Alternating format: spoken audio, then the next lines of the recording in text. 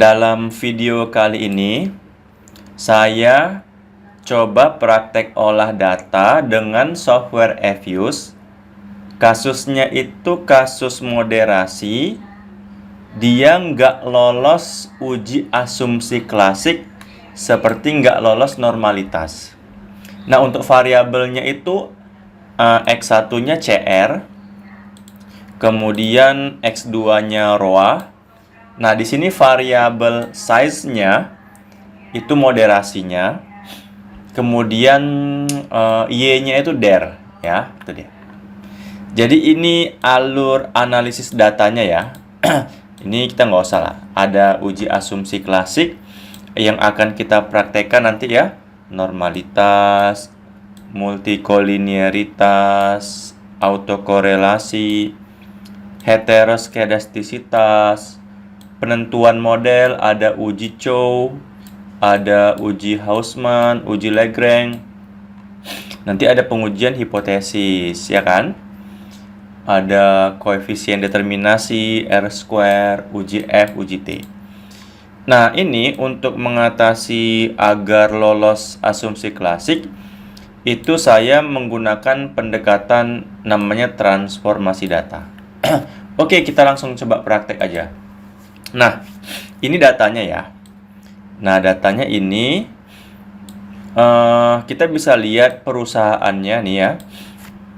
Kalau perusahaannya itu ada nih dia. Ada 22 perusahaan. Dia diamati dari tahun 2020 sampai 2024. 2020, 2021, 2022, 23, 24. 5 tahun ya datanya. Jumlah perusahaannya ada 22. Itu ya. Nah, di sini datanya ada CR, itu X1 ya. ROA, size. Ini ya, ini namanya interaksinya. Ini untuk pengujian moderasinya. Ini DER ya, ini DER. Ini ln DER. Nah, ini sudah ditransformasi ya, menggunakan rumus pendekatan logaritma natural, ln. Kalau nggak normal, kita coba transformasi dengan pendekatan SQRT, square root SQRT. Atau kita bisa menggunakan pendekatan kombinasi transformasi LNN ya, itu logaritma natural normal. Nah, supaya apa ditransformasi ya, ujung-ujungnya ya supaya lolos asumsi klasiknya. Kalau memang penelitian teman-teman mewajibkan harus lolos asumsi klasik. Tapi ada juga di artikel jurnal yang saya lihat, ada juga penelitian orang-orang yang dia nggak pakai uji asumsi klasik. Nah, kalau nggak pakai uji asumsi klasik, ya enak, langsung diregres saja. Tapi kalau ada yang memang harus normal ya, udah pakai berbagai cara, nggak normal-normal, teman-teman bisa gunakan transformasi ini. Ya, semoga lolos. Oke, kita langsung aja praktek ya. Kita jalankan Efuse-nya dulu. Di sini saya pakai versi 10. Sebenarnya mau pakai versi berapa aja tuh nggak ada masalah ya. Hasilnya sama aja kok. Nah, kita mau lakukan uji asumsi klasik dulu. Kita hitung jumlah datanya ada 110. Jadi, ini kita file, new work file. Di sini kita pilih unstructured. Kita masukin jumlah observasinya 110. Nah, kemudian pilih quick, pilih empty group. Nah, ya, kita pindahin datanya. Yang ini ya, perusahaan sama tahunnya nggak usah ikut sih. Nah, ini kita pindahkan ya datanya. Kita copy. Nah, kita pindahin di sini ya, paste. Nah, tuh. Kemudian kita regres. Kita pilih quick. Pilih quick, pilih ini estimate equation. Nah, ini kita regress lah sekarang. Y-nya dulu sih harus kita input. Y-nya kan der-nya. Kemudian baru X1-nya CR, X2-nya ROA, moderasinya size, baru masukkan interaksinya kan. Size interaksi ROA, size interaksi CR dulu ya, sorry. Size interaksi CR, interaksi CR, size interaksi ROA, tuh kan. X itu interaksi ya, baru konstan. Dan ini dia. Ini kan. Nah, kemudian ya kita regress oke. Nah, ini kan kita cek normalitasnya. Kita buka ya, cek normalitasnya ya. Sebenarnya udah ada outputnya. Ini cek normalitasnya.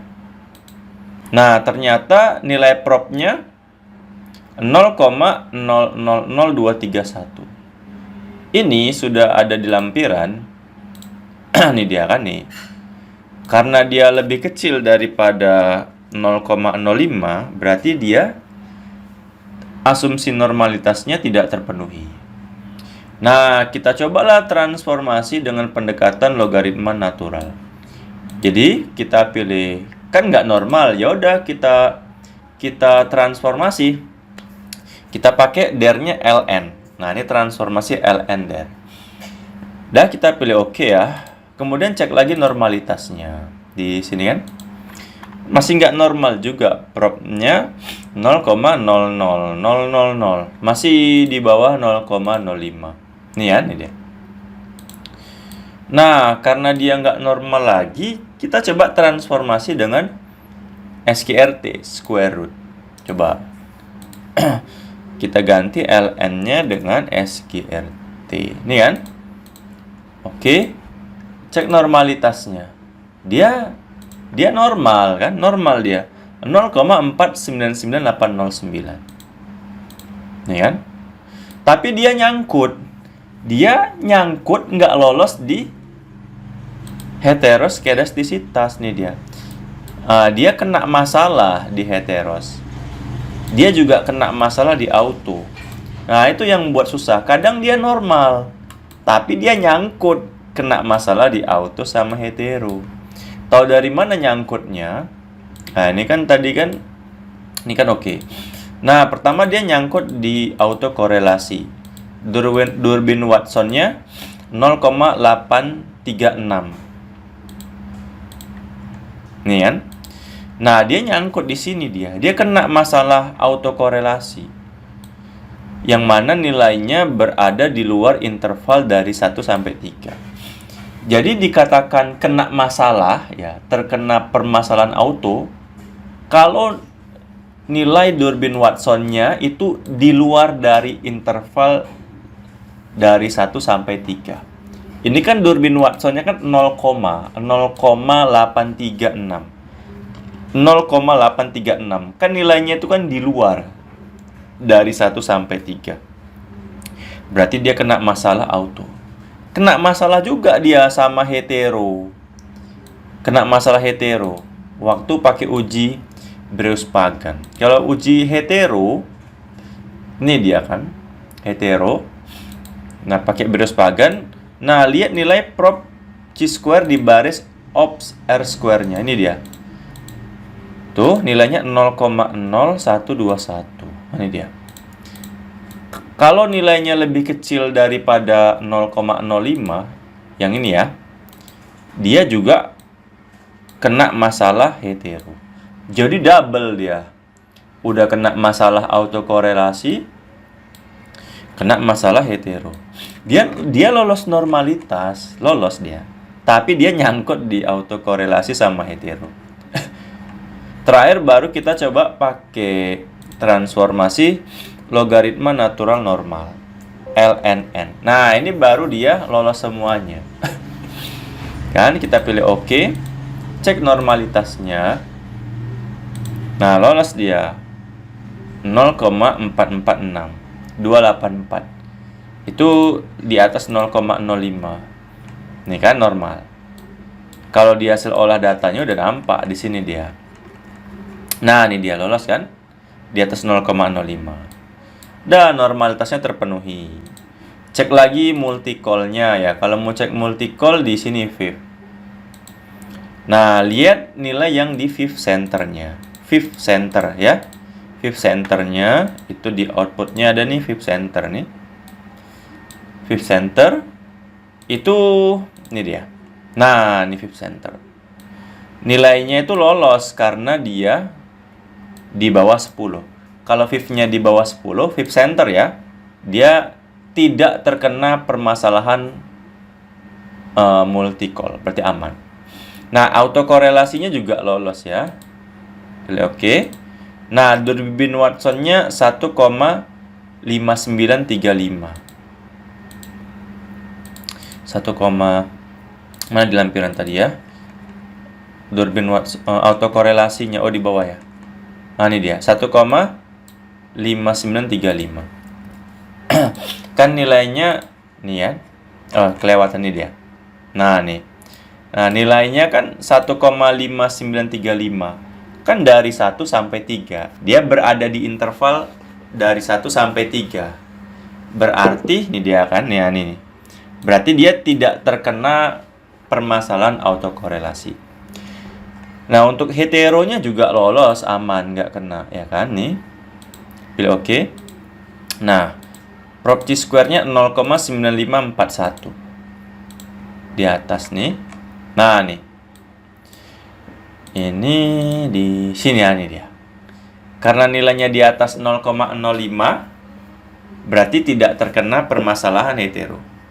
Nah, dari sini uji asumsi klasiknya udah lolos semua. Nah, baru kita masuk ke dalam ini penentuan model nih dia. Ada uji Chow, uji Hausman, uji Lagrange. Nah, ini sekarang kita close dulu aja. Udah selesai lah untuk uji asumsi klasik. Oke, ini kita close dulu. Nah, sekarang pilih File, New, Work File. Ini pilih Balance Panel. Kemudian jumlah perusahaannya ada 22 ya. Dia diamati dari tahun 2020 sampai 2024 ya. Nah, itu kan. Ya.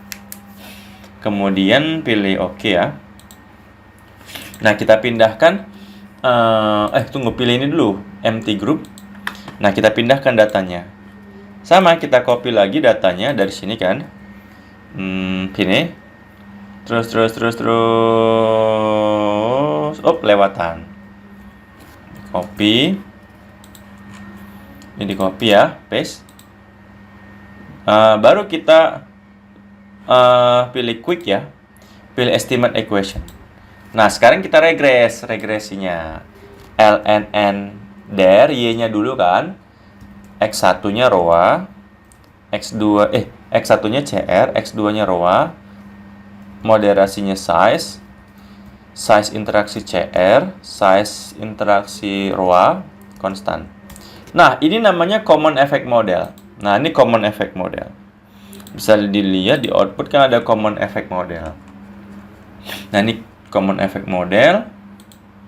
Kemudian kalau mau fix effect model, nah kita pilih yang period ya. Sebenarnya period itu lebih bagus hasilnya. Tapi kalau nggak bisa period, pilih yang cross section. Ini period ya. Ini FEM, fix effect model, fix. Nah, ini fix effect model. Ini fix effect modelnya FEM tuh. Nah, kalau random effect model, RAM, dia kalau random effect model dia nggak bisa yang period dia. Kalau kita pakai yang random di bagian period, error dia. Nah, maka untuk yang random effect kita pilih yang cross section. Nah, ini dia. Untuk mendapatkan random effect model. Ini RAM.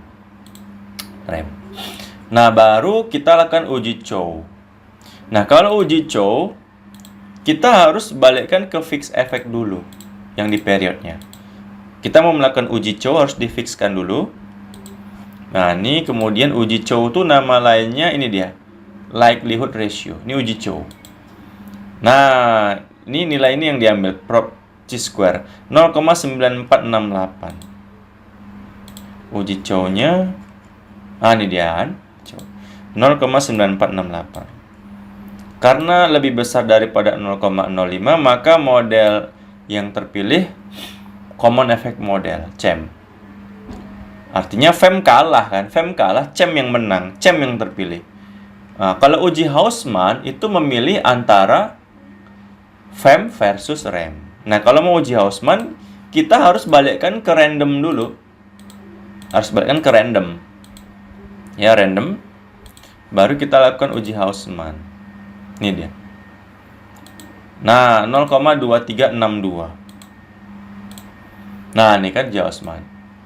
Karena di atas 0,05 yang terpilih REM. Nah, kalau uji Lagrange ya, kalau uji Lagrange ini kita close dulu aja, atau kita pilih kalau uji Lagrange ya, estimate, oke, ada nggak? Nah, ini uji Lagrange. Oh, kalau ini kita harus keluar dulu nih, kita keluar dulu. Nah, kita pilih quick estimate ya, kita ulang lagi, ln der, cr, ROA, size interaksi CR, size interaksi ROA konstan. Ini kan. Nah, baru uji Lagrange-nya. Ini dia. Nah, kita yang di checklist itu yang exclude. Yang kita pilih Brios-Pagan aja ya, tes. Nah, inilah dia dapatnya nilainya 0,1297. Hasil uji Lagrange-nya. Ini dia kan, tuh. Karena di atas 0,05, model yang terpilih adalah Common Effect Model. Jadi pengujian hipotesisnya yang diambil adalah CEM. Jadi kalau mau ngeran CEM-nya, quick estimate ya, mana dia tadi? Ya udah, kita regress lagi aja. ln der, cr, ROA, size interaksi cr, size interaksi ROA, c. Nah, yes. Nah, inilah dia hasil dari Common Effect Model. Inilah yang dipakai untuk pengujian hipotesisnya. Ya udah, di sini ada nilai R square-nya. Pengaruhnya 18,07%. Ada untuk uji F-nya. Secara simultan berpengaruh signifikan. Nah, yang berpengaruh signifikan, CR-nya berpengaruh signifikan terhadap DER. Karena probnya di bawah 0,05. Jadi, CR sama ROA berpengaruh signifikan ya terhadap DER karena probnya di bawah 0,05. Nah, untuk moderasinya yang sukses ini dia. Nah, karena di bawah 0,05. Jadi, yang sukses moderasinya size signifikan memoderasi pengaruh CR terhadap DER. Karena probnya di bawah 0,05. Tapi kalau ROA-nya dia nggak memoderasi dia, karena di atas 0,05 probnya. Ya kan? Ini kan 0,67, di atas 0,05. Makanya ini dia kan, size tidak signifikan memoderasi pengaruh ROA terhadap DER. Nah, seperti itulah cara prakteknya. Mohon maaf atas segala kekurangan. Tetap semangat.